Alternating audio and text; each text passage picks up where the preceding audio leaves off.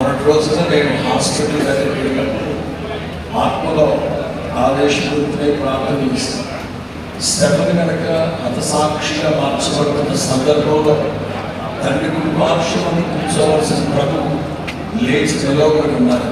ఎందుకంటే మా సేవకులు అంటే మనం ప్రభువుకి రెస్పెక్ట్ ఇవ్వాలి, కానీ ఒక సేవకుడు ఎవరైనా మెయిన్ స్పీకర్ వచ్చినప్పుడు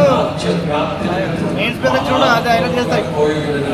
శ్రమం కోసం యేసు ప్రభు నిలవబడి మరి పరలోకానికి ఆహ్వానించారు. అదే రీతిగా మన సహోదరుడు ప్రవీణ్ గారు ఈ లోకంలో కనుమూసిన మరుక్షణం ప్రభు లేచి నిలవబడి ఆయన సన్నిధికి ఆయన ప్రభుత్వం చేర్చుకున్నారని చెప్పడంలో ఏ సందేహం లేదు.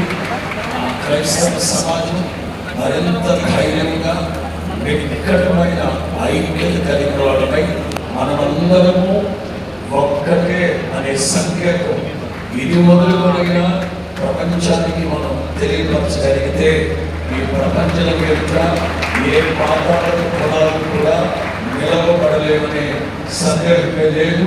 ప్రభు చెప్పారు, గోధుమ గింజ భూమిలో పడి సాగకపోతే అది బహుగా ఫలించదని ఒక సేవకుడు ప్రభువును నిద్రించారు. ఈనాటి ఎవరి బిడ్డలు కోతనిస్తారగా నిజమే, వాస్తవంగా సేవ చేయాల్సిన సేవకుడు, కానీ వారు వ్యాపారాలు చేసుకుంటూ అనేకమైన సామాజిక బాధ్యత కలిగిన వారే దేవుని రాజ్యం విస్తారంగా ఉంది కనుక కోత విస్తారంగా ఉంది, పనివాడు తక్కువగా ఉన్నారు కనుక రెండు రకాలుగా సామాజికంగాను దేవుని సంఘానికి ప్రయోజనకరమైన పాత్రగా ప్రభువారు వాడుతున్నారు. మంచి పోరాటాన్ని పోరాడారు.